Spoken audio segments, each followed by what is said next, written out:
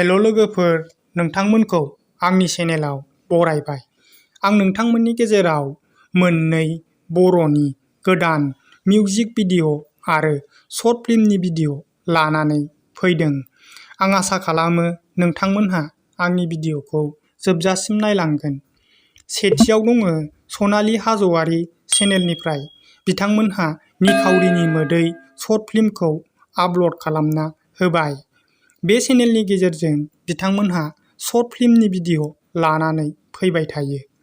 बिथांमोननि बे भिडिअ'आ बयनिबो गोसोखौ बोदोर खालामनो हानाय दुखु गोनां शर्ट फिल्म लानानै फैदों।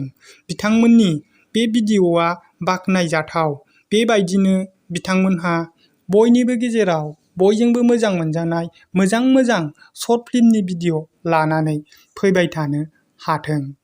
बे चेनेलनि लिंकखौ आंनि चेनेलनि डिस्क्रिप्शनाव होनानै दोनदों। नोंथांमोनहा बिथांमोननि भिडिअ'खौ दासिमबो नुवाखैबा थांना नायनो हागोन, लोगोसे बिथांमोननि चेनेलखौबो सापर्ट खालामना फै। नैथियाव दङ माइदांस्रि फिल्म प्रडाक्शन चेनेलनिफ्राय बिथांमोनहा बे चेनेलनि गेजेरजों मिउजिक भिडिअ' लानानै फैबाय थायो। बे मिउजिक भिडिअ'नि टाइटेलानो जादों नोंनि गुमुर। बे मिउजिक भिडिअ'खौ बावैसो सिगाङाव बिथांमोनहा आपल'ड खालामना होबाय। बे मिउजिक भिडिअ'आव फाव दिन्थिदों बिथां सिद्धार्थ आरो बिथां माइदांस्रि। बिथां सानैयाबो बयनिबो गेजेराव राफोद फाव दिन्थिगिरि महरै सिनायथि होनो हादों। बेबायदिनो बिथांमोनहा जौगालांनो हाबाय थाथों।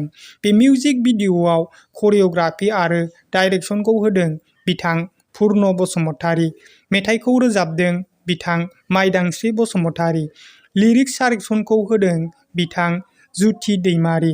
डिअपि पस्ट प्रडाक्शन बिथां जिहुल बसुमतारी।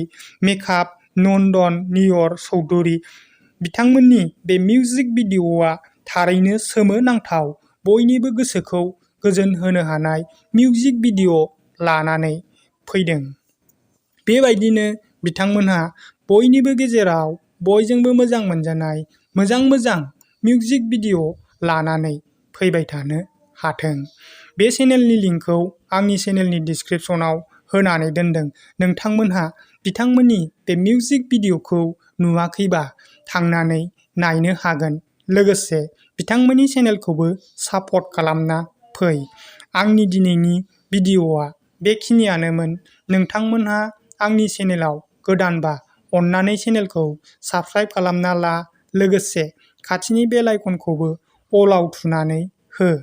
आं नोंथांमोननि गेजेराव बेबायदिनो बर'नि गोदान मिउजिक भिडिअ' आरो शर्ट फिल्मनि आपडेट लानानै फैबाय थागोन।